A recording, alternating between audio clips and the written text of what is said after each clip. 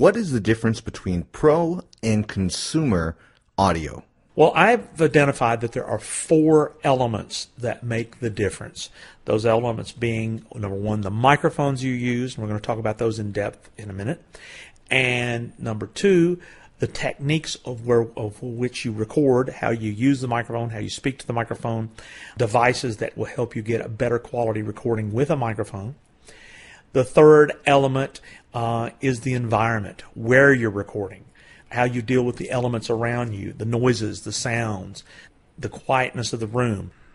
And number 4, using professional techniques of mixing in music, sound effects, editing processes that software make it very simple to do are going to make you make more professional audio versus consumer audio. And the baffling and sound deadening substances such as foam, cloth, curtains, all of those elements help create a better recording, because if you have a noisy environment, that's going to be recorded by any kind of microphone. So number 1, pro microphones versus consumer microphones. When you go to an office supply place, they sell all kinds of computer microphones. And in fact, basically all we're concerned about in this interview and these questions is recording with a computer. I mean, the days of recording to cassette tapes, analog tapes, reel-to-reel tape recorders, videotape, all those elements, they're long gone. We're in a digital world, and pretty much all recording that takes place today happens in the digital domain. So assuming you have a powerful computer, which is pretty much, there's any computer you buy today is more powerful than any recording studio of 15 or 20 years ago. There's all kinds of software that will allow you to record what is connected to the computer. The element of professionalism is based on the type of microphone plugged to the computer. And the type of microphones that I recommend that you plug to the computer to get professional audio is USB microphones. Now, there's all kinds of other microphones, and you can spend lots of money, but for the information publisher, a USB microphone is optimum. Now, if you go to an office supply place, they have all kinds of headset microphones, the kind that plug into the microphone jack. Don't recommend those at all, because those are very low consumer quality. But there are some decent USB headset microphones. But those microphones have what's called a small diaphragm in them, meaning the part of the electronics and the physical part of the microphone that picks up the sound of your voice is called a diaphragm. And headset microphones, because of the physical size of them, do not have the electronics nor the size of the diaphragm to get professional audio.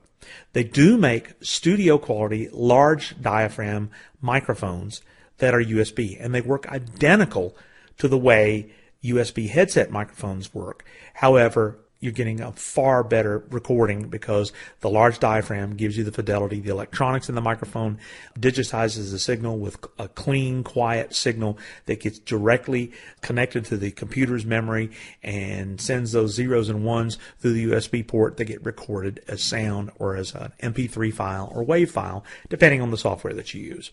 So the microphone, highly recommend in fact, that's what I'm talking on right now, is a USB Audio-Technica 2020 microphone. It plugs right into my USB port. The software recognizes the microphone, and I hit one button, and I start talking, and I start recording. So that's number 1. To get professional audio, get a professional studio microphone of the parameters I recommended. Otherwise, you have what's called consumer audio. And it doesn't matter what you're recording for the internet or for a product, having the better microphone is going to give you the best results. Number 2, we talked about the techniques, microphone techniques. Number 1 is getting close to the microphone. I'll demonstrate. If I get far away from the microphone, you get a complete change in the voice. That's called ambience.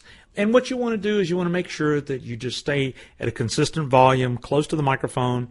There's devices called pop filters, which one of the things, when you say letters like P, D, or B, that wind that comes out of your speaking voice and hits a microphone will make a pop. Now, I have a pop filter on this microphone. I'm going to remove the pop filter and go pop. And you should have heard a really bad thud from me saying the word pop. So microphone techniques will make professional audio.